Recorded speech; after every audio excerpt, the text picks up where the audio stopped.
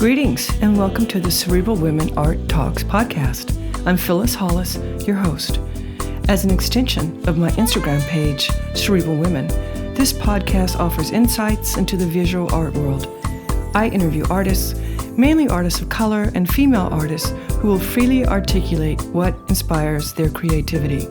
In addition, you'll hear interesting perspectives from dedicated art professionals who work with artists and the art institutions that feature them. I'm confident that collectively, these individuals will indeed stimulate your mind as they do our eyes. Please know these interviews are conducted in my Manhattan apartment, so please forgive the background sounds of city life. Welcome to the Cerebral Women Art Talks podcast.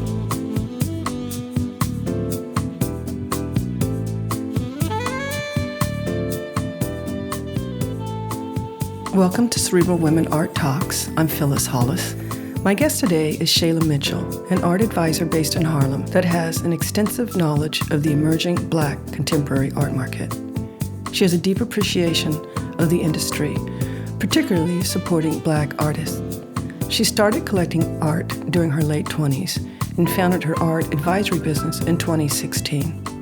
Chela also provides art advisory services to private, public, and new collectors needing assistance navigating the contemporary art market. She has indeed established herself as a major figure in art advisory. Please let me introduce the owner of Chela Mitchell Arts, Chela Mitchell. Chela, welcome to the Cerebral Women Art Talks podcast. Thanks for coming today. Thank you for having me. So, God, we're going to talk about a bunch of good things today. Actually, you're the first art advisor that I've interviewed, so this is good. I will learn a lot. Boom. So let's start with you telling us, what is your role in the art world? I am an art advisor, as you mentioned. So my role within the art world is double-faceted. I help people learn how to collect. So that's new collectors, and I also work with seasoned collectors, helping them diversify their collections. And when I say diversify, it could be making sure that they have more pieces from artists of color, or it can also be making sure they have more emerging artists instead of just established or mid-career. So that's what I do, and I love it, and I fuss at people because a lot of times they don't buy pieces and then the artist blows up and they can't get a piece, honey. So That's funny. That's funny. Yeah. So what are some of your recent successes in terms of advising clients? I picked up a client in Africa that I'm really excited about. I can't say who it is. I really don't share who my clients are because there have been a lot of art robberies. I don't know if you read about just like all these different robberies happening. Just kind of got to keep to yourself what you're collecting and where you live. You got to protect yourself. They're actually looking at people traveling and then like going to their homes. So anyway, long story short, I'm really excited about that. And also working with some people in D.C., which is my hometown. Excited about that. I know they don't have access to all the galleries and museums and artists that we have up here. So it's really a joy to connect them with people that I'm passionate about. Yeah, I'm sure they really appreciate your work. And recently I think I saw you featured in Forbes, right? Absolutely. Share with us some of your recent successes. Okay. I had the Forbes feature. Cried the whole morning when it dropped. It's fabulous. I just was so excited. You can kind of feel the shift. I knew that was a game-changing thing for me. Shout out to Kate Talbot, wonderful woman who was very interested in my story and very interested in sharing it. She is an advocate of equity, and she is just as passionate about the work that I'm trying to do within the art world. So Forbes dropped, and shout out to Kate once again, because she strategically dropped it during Art Basel, right in the middle of Basel. And so Yeah. So that evening when I was out, I know I saw you at Pam, at the Pam party. Everyone was like, congratulations. It was just very victorious moment, happy moment. So the article just talks about my business, what I do, and how I really want to move the culture forward, teaching people how to collect art, letting people know that they shouldn't be discouraged if people don't believe in them. There are not a lot of us. There are not a lot of Black art advisors. So, I have thick skin and, I'm young. And pleasant. Yeah, thank you. And easygoing. So, yeah, Forbes is great, and it's brought me a lot of opportunities. Very blessed. And then recently, the LA Times. So first of all, I just want to say that I don't have a publicist. So I was pitching stories to press myself. And a lot of people turned me down from smaller publications. And then Forbes comes, and it's just like, well, girl, your little blog you got ain't cutting it with Forbes. So it's just, I just want to say sometimes you'll get a lot of no's, but it's that one big yes that matters. And Forbes was that for me. And then the LA Times last weekend, this cool article that featured a lot of different people attending the fair. And that was just unexpected. Definitely think I manifested that one. That's fabulous. So on the topic of the art fairs, you just returned. Yes. So share with us your opinion, your experience, and basically what purpose they serve. All right. I know a lot of people hate on the art fairs, and I welcome those sentiments, and I understand people's opinions. Some of them are very massive. I'm very much in love with the smaller fairs. I like Nada in Miami and Untitled. And in LA, I really love Felix. I just think it's great. It's smaller. It's more carefully curated. It's like a lot of emerging artists from all over the world. I really enjoyed that fair. Frieze is great because it's not as huge as Basel and not as small as Felix. It's right in the middle. And a lot of your peers are there. A lot of celebrities are there, which people love.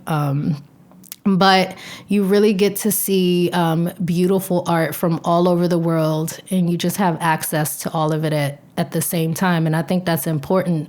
Do I want to fly to Germany just to look at a painting? No, that's pretty expensive. So for me and for my business, fairs are important, and I need them. And when I'm there, my clients, they're not the type to walk the fair with me. They just kind of want photos. I know their style. So that's pretty much what I'm doing. I'm walking the fair, sending photos to clients, and, just putting in bids for them so they can get the pieces that they want. But I like fairs. They work for me, and they work for my business. And I think it's great to catch up with your peers. There are a lot of people in LA that I don't get to see every day because I'm here based in New York. So it's just great to see them and connect. So when you, the New York art fairs, the Armory, it's a different experience? Yeah, it is. LA was magical because it was 70 degrees. Right. Let's be honest. But no, the New York art fairs are just as exciting. I enjoy them, and even more of my peers are here than in Los Angeles, so you get to catch up. And it's a fun week. It's crazy because there's so much programming, so many events, but I enjoy the fairs. I do. I'm a fan of them. You probably have more clients at the New York Fair also, right? Yeah, definitely. I don't have any LA clients just yet, but there are a lot of artists in LA that I was interested in meeting and seeing, like Kalita Rawls, her show was just amazing. She's a Black figurative painter, and her stuff is out of this world. So I was really happy to meet her and go to her opening show. So let's continue on with that. So what artists are you excited about now? Oh, I like this gang from Pratt. It's like Alana Fields, Jamal Peterman, Devin B. Johnson, Bradley Ward. They are all amazing. And I ran into Bradley at Frieze. He was showing at Felix. Just brilliant. I also like Amani Lewis, who Love is Amani. super fun. Yes. She has such a great inviting personality. I think that's refreshing to have in the art world where everyone takes themselves so seriously. And she's just fun. She doesn't care. She's really authentic to who she is. And her work is beautiful. It's stunning. Yes. Who else? I love Jamila Okubo. She's based in D.C. She did a collaboration with Dior on the Lady Bag. She's young. I think she's under 25. I collected one of her prints last year. And who else? I love Dana James. Hey, Dana. She's in Bushwick. She's a great abstract painter. Deborah Cartwright. She's a Black figurative painter, and I love her work because it centers around seeing the Black body at rest. When you think of Black women, Black people, we're always working, and resting is a luxury. And I just love that her work speaks to that. Hey, Deborah. And one of my favorites is Anthony Akimbola. Everyone should collect him, including myself. Mental note, he takes these do-rags and he stretches them out over canvases. And, when I went to visit his studio, he was like, "You're one of the first people to come to visit that actually knew what a do-rag was." And I was like, that's fucking sad. People, and this is why my work is so important. It's like, I want to speak to people of color. I can speak to the Black narrative. I know, what the experiences are, and I know what the culture is. So, but I really love his work too. He's a really kind person. He bought Girl Scout cookies for my daughter, so I'm like forever indebted to him. Chela, I'm really curious about your process when you work with your clients. Do you try to influence their taste? Do you guide them by what you like, or do you try to understand what they like and then make your suggestions based on that? Very good question. So when I get a new client, there is a consultation. We kind of sit down. If they're a new collector, we're trying to establish what their collection is about. Do you want to just collect Black abstract art? Do you want to just collect art from this era? I don't get involved in what the vision for their collection is, but I do want them to take time to think about what it is, because if not, you're just going to have a collection that's all over the place and it's not cohesive. So it's a lot of sitting down and kind of figuring out what the goal is for the collection. With seasoned collectors, they already kind of know what it is. So I'm usually coming in to help them learn the emerging market a little bit more, and what emerging artists resonate with you. Do you have any? Do you know of any? I suggest my favorites, but there's some clients, we do have different tastes. And one thing I can say from being a stylist, because I was a fashion stylist for over 10 years, is you learn how to meet people where they are. So I don't really put too much of my personal opinion on certain purchases, because it has to reflect the client. And that's why I keep my clients, and that's why they like me, because there's some things that my clients collect that I wouldn't personally collect, but I know it's a good fit for them.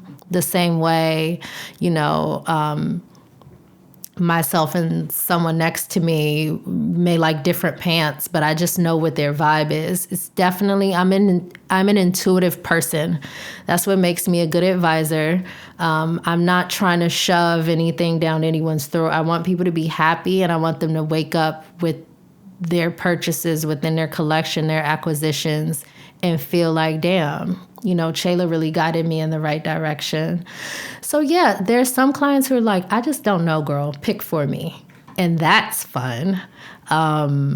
That's fun. I see that more with new collectors. I do like my established folks. They know what they want, and I do like introducing them to something outside the box. I have this one collector, and I'm like, look, you keep missing out on all the good stuff. Like, when I tell you to buy something, just buy it, So I think he's coming around. I'm very bossy, but in a good way. It's loving. It's like your grandma, your auntie, your mom. It's like you feel bossed around, but you feel loved, and you gonna do it, So do you have any clients where you get the impression they're trading art, like they just want to buy something because they think it's going to appreciate? Oh, I can see those from a mile away. I don't do flippers. That's what I call them. Right. I don't do flippers. I think it's disrespectful, and I think how you move within your industry is important. Money is not everything to me. Energy is currency.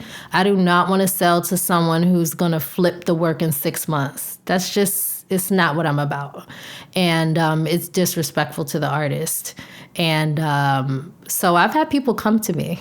I've had somebody come to me recently and ask for a cause piece. And would my commission from a cause piece be massive? Yes, it would. But I've lived long enough to know that how you do a thing is more important than the thing.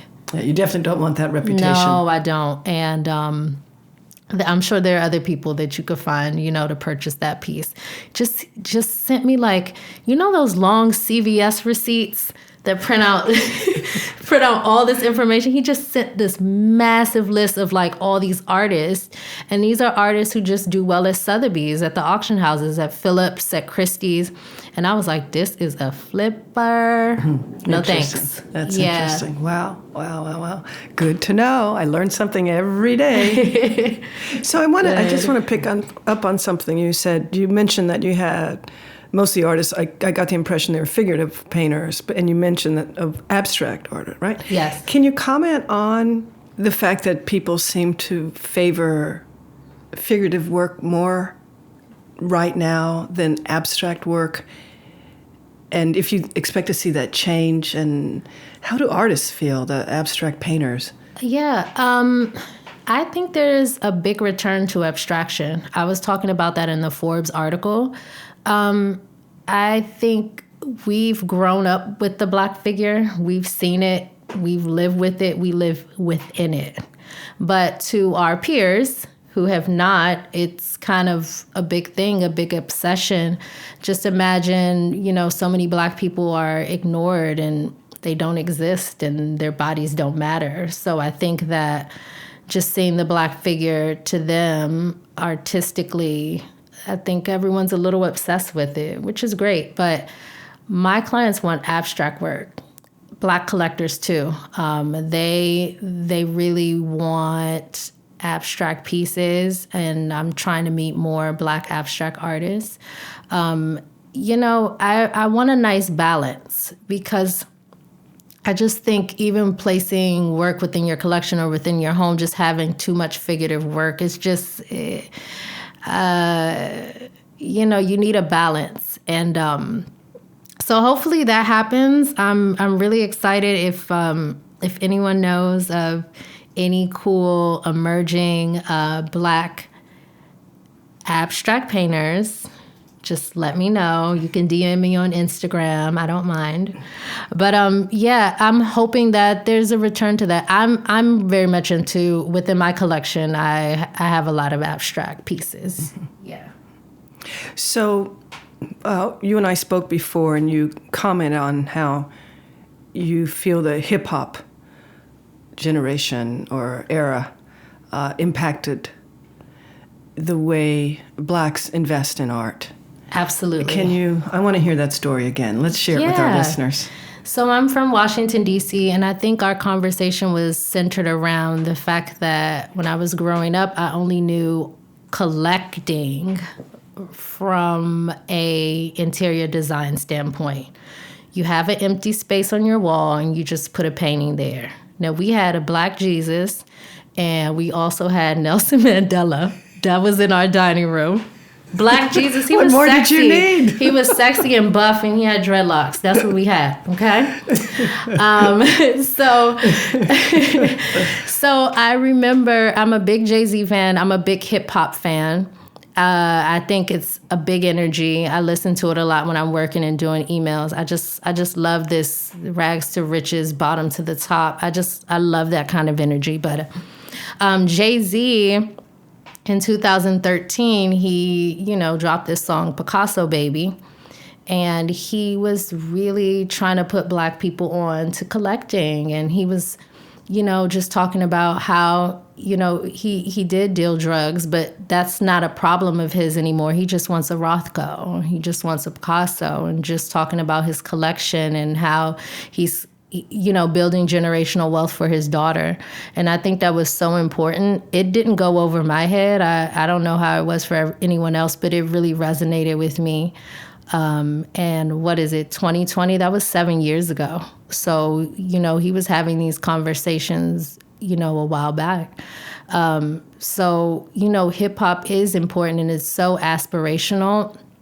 And I love the way he's using, his platform to share that. You also have Swiss Beats doing the same thing. And I hope to see more artists of color, more hip hop artists, more athletes, more actors investing in art. That's one of my goals. And I really I'm just shooting my shot. I want to work with Rihanna. I heard she was at Basel, Switzerland. That's the real Basel. That's what they say. That's what the art world people say. So I'm shooting my shot. Call me. Yeah, you let me know when you work with her. Okay, because I'd love to interview her.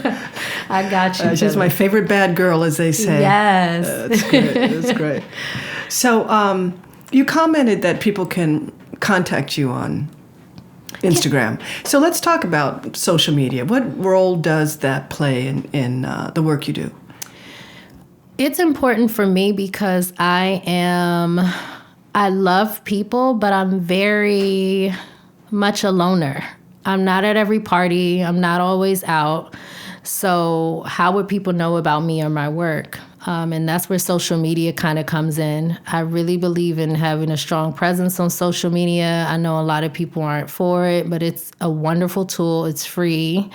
And you can kind of show people, what you're working with. And so it has worked for me. Like even with the Forbes or even with LA Times, you have people who share those articles on social media and have helped me gain new followers. Social media is a wonderful tool for my business. Sometimes I have had people DM me when I was at Basel asking me about pieces that I've posted, collectors in other countries. So I get some business from social media, but I also get, a lot more followers, or a lot more people get to know about my work. From my little platform, which is Chela Mitchell Art. That's my art page. I don't have a lot of followers. I really believe in growing your page organically. Engagement is bigger than likes. It's, when it's bigger than, having 10,000 followers and only 22 people like the post. Are people having conversations? Are they sharing your post? Are they saving it? Which I use saving post as a metric to know if I posted something good. Is it something someone may want to purchase? Is it something that inspired them? You never know, but saves more than likes, guys. Right. And artists, I've actually met some artists who aren't that active on Instagram, and I was a little surprised by it. They're either not that active or their accounts are private, which I was surprised about. So many artists have private pages. Right. Do you have an idea of what that is a result of? Some people think social media is a beast. Some people, just reject the idea altogether. And I think social media, like anything else in life, is what you make it. Don't follow people that trigger you. Don't follow people that you don't like. You don't have to look at any content that doesn't resonate or inspire you, And so, I don't know, maybe some people are obsessed with social media. Maybe it's a distraction. I take a lot of breaks. Last year I took a month off of social media and I got so much done. So, so maybe that's what it's about. But I am a firm believer that if you have a business or you have something that you want to showcase to the world, your page should not be private. Yeah. Well, I'm a social media junkie, so Yeah. it's I absolutely You're good love on it. I enjoy it. I just really enjoy it. You're good. Well, I do have a friend who she hesitates posting her work because she thinks someone will copy what she's doing, her theme, her approach. So Yeah. it's a risk you take. No, I think it is a risk you take. And also, with my new page, a lot of people were following me yesterday, and it was like every 5 minutes it was a notification. So imagine like a big artist with like 20K following, you probably have notifications going off all day.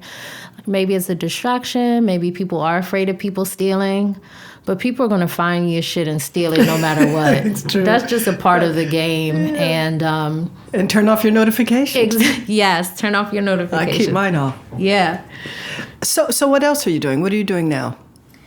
In addition to being advisor. Yeah, I just did a soft launch for a membership-based global arts club called Kamuna. And I'm really excited about that. Sorry to interrupt you, but tell us about the name. Kamuna, it means commune in Latvian.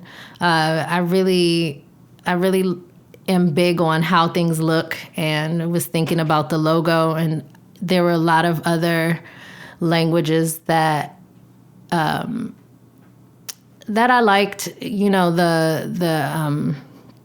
The natural word for commune or community, but I just didn't like the way it looked, and I really like the way the Kamuna looks. It just kind of flows, and so yeah, that's what it means. It means to commune, and that's what I want to do. I want to build a community of people of color within the art world. Some of them seasoned, some of them new, who want to learn how to collect, to learn the processes.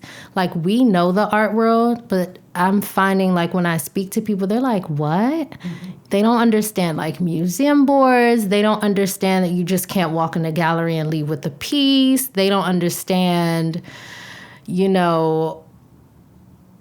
all the different parts, within the art world. And like I told you, just love Black people, just love people of color. I mean, I love everybody, but I love my people. And I really want us to have equity within the art world. And I really want us to collect. And Black art is having such a big moment. And so should Black collectors. And so should Black curators. And, podcast journalists like yourself, Phyllis. We should all have a moment. And that's what Kamuna is. It's a yearly membership. And you'll get complimentary access to some of the world's most beautiful museums, cool programming, VIP art fair tickets, trips. I definitely want to do some trips to Africa and see what they have going on over there. Nigeria, Dakar, Morocco. So yeah, that's what Kamuna is. It's going to officially launch in a month, and I'll keep you posted on that. And how do you spell? Komuna, and it's KamunaHouse.com. And that's my baby. That's my baby right there, okay? Is it going to be New York City based? It's going to be New York City based, but it's global. So whether you're in London, from London to Los Angeles to Tokyo to Toronto, honey, you can join. What I will say is the more people that join from your city, the better chance you have at us doing some unique programming there. Mm-hmm. If it's just one person in China, well, baby, we're not going to come over there and do a pop-up now. So you got to gather your friends up and tell them to join. I have different memberships. There's an individual one. There's a joint one. If you're partners, you live under the same roof, you can get a joint membership. And then I also have corporate memberships. So you and your homegirl at work that you always go to lunch with, you can join together and, just kind of learn about the art world and visit with collectors, do artist studio visits, just cool things. It sounds very smart. Thanks for sharing that with us. I look forward to a launch party. Oh, yes. But one more thing before we call today. What do you see, what trends do you see going into 2020? Ooh. I'm really loving light and space right now. Explain that to me. Okay. So Light in Space, it was a movement. Look, our historians and curators don't come for me. I think it kind of started late 60s, early 70s, or early 60s, late 70s. It's using light and using space to create a feeling. So you have artists like Doug Wheeler, Larry Bell, Lucio Fontana, who I just saw at Hauser and Wirth in Los Angeles. And this new husband-wife couple that I discovered at Felix called Lufweg. But anyway, it's using light and space to create a feeling. And I saw the Doug Wheeler here at Davis Werner, and I just felt so calm, and just sitting within that space. And so I'm trying to figure out how I can buy a light and space piece in my packed New York apartment. I just want to wake up to some beautiful lighting. I'm really loving pink and icy blue colors. Oh, James Turrell is also big within this movement. And so yeah, I'm seeing a trend. I'm thinking that's going to be big this year. Figurative painting had its moment last year. Not that it's out, it's still here to stay. You guys are killing it. But I want to see more light in space, and I want to see more people of color within this space. I think we have something different that we can offer. Well, gosh, this has been great. You shared a lot of things that I didn't know, and I'm sure some of my listeners didn't know. Oh, thank you. And I appreciate you joining me today. Thank you for doing this. This is great. I love the podcast. The episodes are wonderful. Keep doing what you're doing. Thank you. I definitely will. It's a lot of fun. Thanks, Chela. Thank you for listening to Cerebral Women Art Talks podcast. For additional content, please visit cerebralwomen.com and be sure to follow Cerebral Women on Instagram.